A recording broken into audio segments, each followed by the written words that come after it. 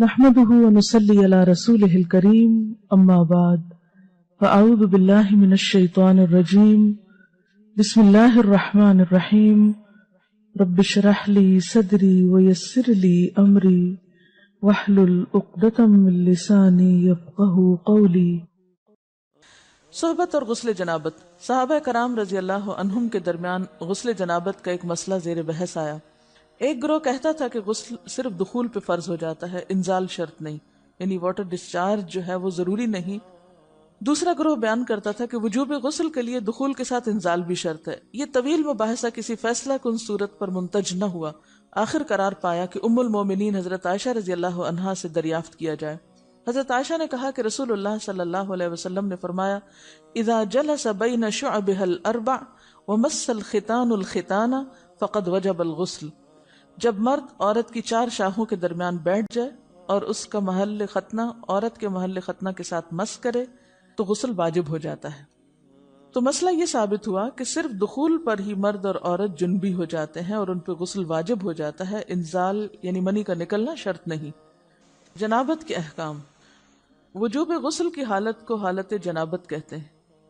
وجوب غسل یعنی جب غسل واجب ہو جاتا ہے تو اس حالت کو جنابت کہتے ہیں۔ جنابت کا لفظ جم سے، جم پہلو کو کہتے ہیں، نہیں بچنا۔ مندرجہ ذیل چار حالتوں میں مسلمان مرد اور عورت پر غسل کرنا فرض ہو جاتا ہے۔ نمبر 1، جوش کے ساتھ منی خارج ہونے کے بعد، اس میں احتلام بھی داخل ہے، یعنی کوئی ایسا خواب آئے یا ویسے۔ نمبر 2، صحبت کے بعد یعنی سیکشول انٹرکورس کے بعد۔ نمبر 3، حیض کے بعد۔ نمبر 4، نفاس کے بعد یعنی بچے کی پیدائش کے بعد۔ اس میں یاد رکھیے کہ بہت سے لوگ پوچھتے ہیں کہ اگر خواتین انٹرنل چیک اپ کرواتی ہیں تو کیا اس سے غسل واجب ہوتا؟ تو کوئی غسل واجب نہیں ہوتا جب تک کہ ان چار چیزوں میں سے کوئی چیز نہ ہو۔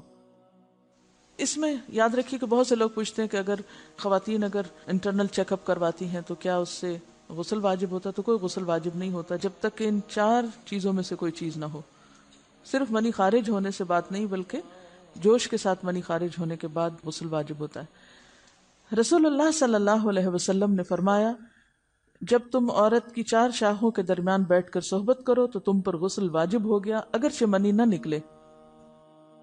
آپ نے غور کیا ہوگا کہ طہارت کے مسائل بہت تفصیل کے ساتھ اور اپنے اندر بہت ڈیٹیلز رکھتے ہیں، اور بہت سے موضوعات ایسے ہیں کہ جو انسان کی ظاہری زندگی نہیں بلکہ اس کی نجی اور ذاتی زندگی سے متعلق بھی ہیں، لیکن اس طرح پبلکلی ان کو پڑھانا اور ان کو سکھانا یہ بھی ایک ضرورت ہے، کیونکہ آپ صلی اللہ علیہ وسلم نے انصار کی خواتین کی تعریف کی کہ انصار کی خواتین کتنی اچھی ہیں جنہیں حیا دین کا علم حاصل کرنے سے نہیں روکتا۔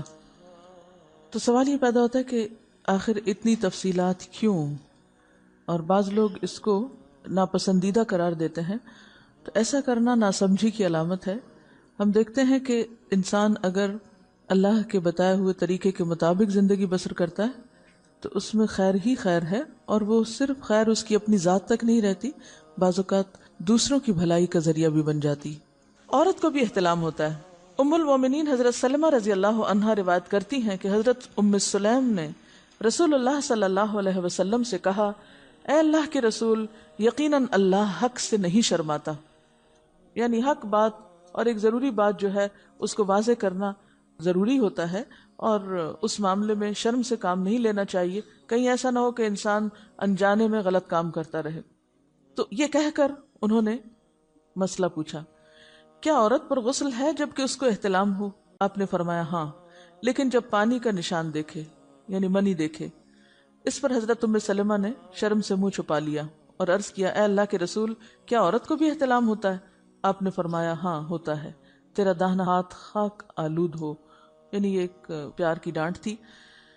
اور اس میں ہو سکتا ہے کہ مزاج کا فرق ہو، بعض خواتین کے ساتھ ایسا نہ ہو اور بعض کے ساتھ ایسا ہو، لیکن اس میں جو اصل چیز ہے وہ ایکسیسو واٹر ڈسچارج ہے۔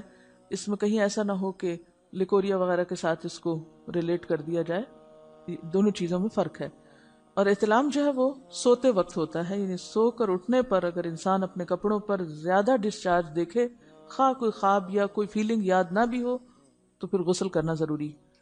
معلوم ہوا کہ عورت یا مرد نیند سے اٹھ کر اگر تری یعنی نشان منی دیکھیں تو یہ احتلام کی علامت ہے، لہٰذا ان پر غسل کرنا فرض ہو جاتا ہے۔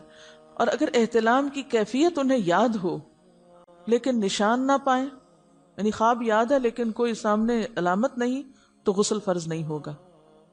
ایسی صورت میں شک کی ضرورت نہیں ہے کہ نہیں وہ میں نے خواب دیکھا اور مجھے خواب بالکل صحیح یاد ہے تو مجھے نہانا چاہیے، نہیں، محض خواب پر نہیں نہایا جائے گا جب تک کہ فزیکلی کوئی ایسی چیز سامنے دیکھی نہ جائے۔ حضرت ام سلمہ روایت کرتی ہیں کہ میں نے کہا، اے اللہ کے رسول صلی اللہ علیہ وسلم، میں اپنے سر کے بال خوب مضبوط گوندتی ہوں، کیا میں انہیں غسل جنابت کے وقت کھولا کروں؟ آپ نے فرمایا، ان کا کھولنا ضروری نہیں، تیرے لیے یہی کافی ہے کہ 3 لپ پانی اپنے سر پر ڈالے، پھر اپنے سارے بدن پر پانی بہائے، پس تو پاک ہو جائے گی۔ یعنی بالوں کی جڑیں بھیگنا، سکن بھیگنا ضروری ہے، سارے بال کھولنا ضروری نہیں ہے۔ جنبی کے بالوں کا مسئلہ، حضرت عائشہ کو خبر ملی کہ حضرت عبداللہ ابن عمرو عورتوں کو غسل جنابت کے لیے بال کھولنے کا حکم دیتے ہیں۔ فرمانے لگی، ابن عمرو پر تعجب ہے، انہوں نے عورتوں کو تکلیف میں ڈال دیا، وہ انہیں سر منڈوانے کا حکم کیوں نہیں دے دیتے؟ یہ حضرت عائشہ کی ڈانٹ تھی، یعنی وہ یہ تو کہنے کہ عورتیں بال کھول کھول کے نہائیں، تو وہ پھر سیدھا یہی کہیں کہ عورتیں بال منڈوا لیں۔ میں اور رسول اللہ صلی اللہ علیہ وسلم ایک ہی برتن میں غسل کرتے، اور میں اپنے بال کھولے بغیر سر پر 3 چلو سے زیادہ پانی نہیں ڈالتی تھی۔ معلوم ہوا کہ غسل جنابت کے لیے بال کھولنے کی ضرورت نہیں، مگر یہ حکم صرف غسل جنابت کا ہے، غسل حیض کے لیے بالوں کا کھولنا ضروری ہے، کیونکہ وہ مہینے میں ایک دفعہ ہے۔ حضرت عائشہ سے روایت ہے کہ انہیں رسول اللہ صلی اللہ علیہ وسلم نے غسل حیض کے لیے فرمایا، اپنے بال کھولو اور غسل کرو۔